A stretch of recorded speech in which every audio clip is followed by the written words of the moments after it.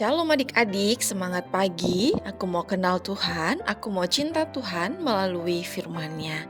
Di pagi hari ini Lose Ika akan menemani adik-adik semuanya di dalam renungan harian sekolah minggu. Dan Lose Ika harap adik-adik semuanya tetap semangat ya di dalam merenungkan firman Tuhan di tiap-tiap hari. Nah, sebelum kita merenungkan firman Tuhan bersama-sama, mari kita berdoa. Tuhan Yesus, terima kasih di pagi hari ini untuk kesempatan yang Tuhan berikan bagi kami. Kami semuanya boleh bangun dengan kekuatan kesehatan yang baru, dan kami juga boleh diberikan kesempatan lagi untuk merenungkan firman-Mu. Kami berdoa kiranya Engkau menolong setiap kami, supaya kami boleh mengerti, memahami, serta melakukannya di dalam kehidupan kami di sepanjang hari ini. Dalam nama Tuhan kami Yesus Kristus, kami sudah berdoa. Haleluya. Amin. Nah adik-adik, sebelum kita merenungkan firman Tuhan, mari kita buka Alkitab kita masing-masing di dalam kitab 2 Raja-Raja pasalnya yang ke-25, ayatnya yang ke-22 sampai dengan ayatnya yang ke-26. Adik-adik bisa membaca di dalam Alkitabnya masing-masing, dan Lose Ika akan membacakannya di dalam ayatnya yang ke-22. Demikianlah firman Tuhan. Tentang rakyat yang masih tinggal di tanah Yehuda yang ditinggalkan oleh Nebukadnezar, Raja Babel, diangkatnyalah atas mereka Gedalia bin Ahikam bin Safan. Adik-adik, seperti yang telah kita ketahui bersama-sama ya, setelah Raja Yosia mati, maka anak-anaknya yang menggantikan menjadi raja atas bangsa Yehuda. Akan tetapi mereka ternyata membawa kembali bangsa Yehuda melakukan apa yang jahat di mata Tuhan. Mereka melakukan hal-hal yang tidak berkenan di hadapan Tuhan. Oleh karena itu Tuhan Allah memakai Raja Nebukadnezar, yaitu Raja Babel, untuk menghukum bangsa Yehuda. Nah adik-adik, pada waktu itu ternyata tidak semua rakyat dibawa ke negeri Babel. Ternyata ada beberapa rakyat yang masih tersisa, yang masih ditinggalkan oleh Raja Nebukadnezar.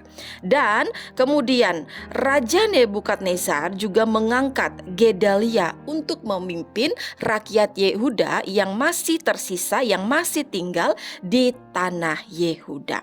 Nah adik-adik, mendengar bahwa Gedalia ini diangkat oleh Raja Nebukadnezar menjadi pemimpin bagi orang-orang atau bagi rakyat yang masih tersisa di tanah Yehuda, datanglah Ismail bin Netaya bin Elisama.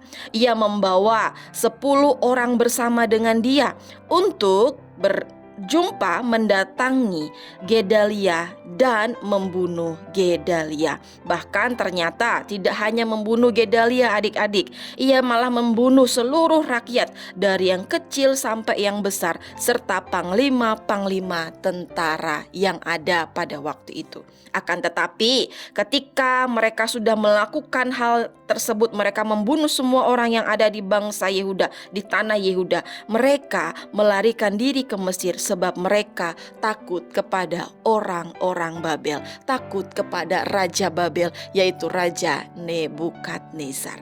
Nah adik-adik, melalui kisah ini kita dapat melihat bersama-sama ya, bahwa Tuhan senantiasa memberikan penghukuman kepada orang-orang yang melakukan apa yang jahat di mata Tuhan. Tuhan menghukum bangsa Yehuda karena mereka tidak taat, mereka melakukan yang jahat di hadapan Tuhan.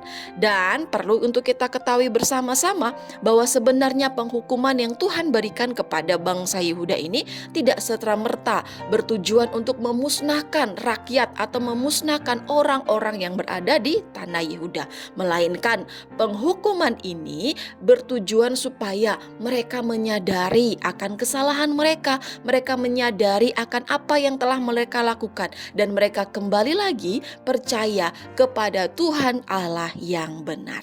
Nah adik-adik, melalui kisah ini kita juga dapat belajar bersama-sama ya, bahwa di dalam kehidupan kita tiap-tiap hari, kita pun tidak luput kedapatan melakukan yang tidak sesuai dengan apa yang menjadi kehendak Tuhan.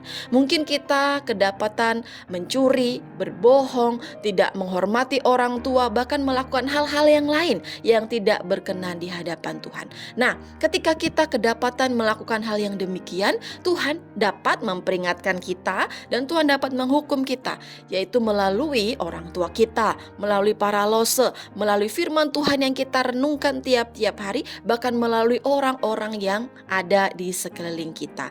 Jangan keraskan hati, jangan menjadi anak-anak yang memberontak ketika kita diperingatkan pada saat kita melakukan kesalahan. Ingat, Tuhan memperingatkan kita melalui orang-orang yang berada di sekeliling kita supaya kita menyadari kesalahan kita dan kita juga dapat berubah. Kita juga dapat kembali lagi melakukan apa yang baik di hadapan Tuhan.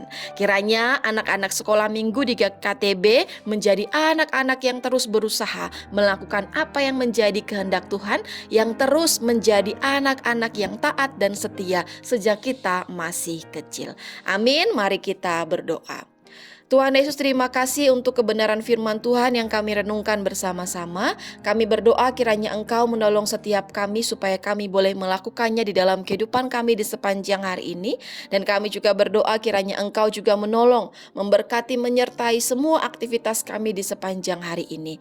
Terima kasih Tuhan, dalam nama-Mu kami sudah berdoa. Haleluya. Amin. Adik-adik, sekian dulu renungan firman Tuhan pada hari ini ya. Sampai ketemu di dalam renungan-renungan harian selanjutnya. Bye-bye adik-adik.